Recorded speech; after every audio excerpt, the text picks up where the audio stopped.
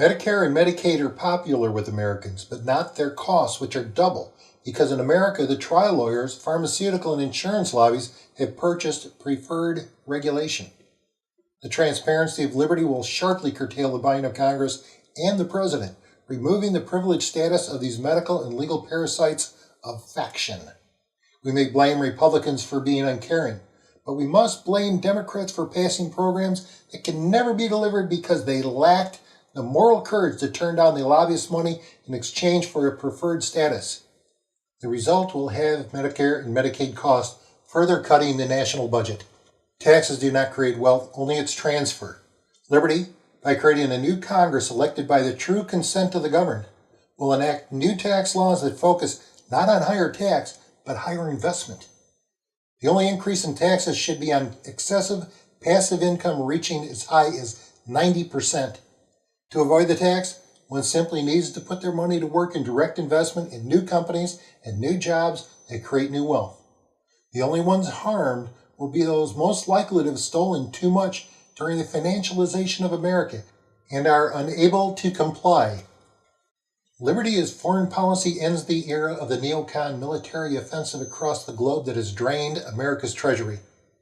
Every president since 1988 has been a neocon and supported a covert Cold War II based upon enemies created or imagined whose only purpose is to trick the people into granting them more broad tyrannical powers.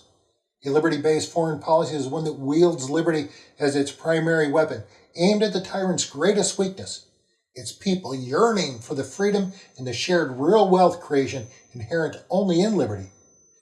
A strong military may still be required, but only as a deterrent, because offensive operations are counterproductive to a foreign policy of liberty, as offensive actions only serve to rally the people of a tyrannical state around its flag. It is a policy of talk softly and carry a big stick, creating incredible savings because the nation's armed forces are no longer embroiled upon an endless offensive military campaign with no end. Two major adjustments must be made to unwind America from the neocon-created Cold War II.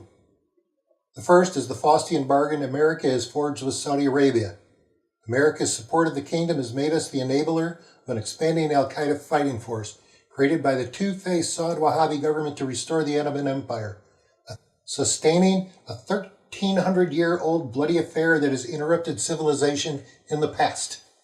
Secondly, America must respond to the currency war China has been waging against our shores since 1994, whose result is stripped manufacturing and jobs from America in order to support the survival of the worst unsustainable tyrants in the world, and one that enslaves an entire nation.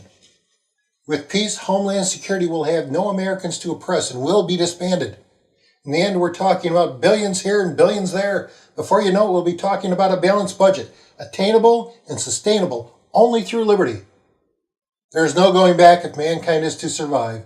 And just as a caterpillar must shed its skin in order to transform itself to survive in a brave new world, so must man shed the chains of tyranny in its centrally planned Politburo in Washington, D.C. and in New York City.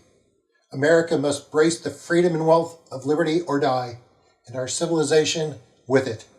What can you do? Please go to elect a new Congress and sign the petition and get your friends to do the same. Call your senator and congressman and have them sign the only petition that guarantees liberty for all. Those who will sign and commit to our collective liberty deserve our support. Those who will not must be replaced in the 2014 elections. Once power has been restored to Congress, America will be back to where it belongs, in the hands of the people.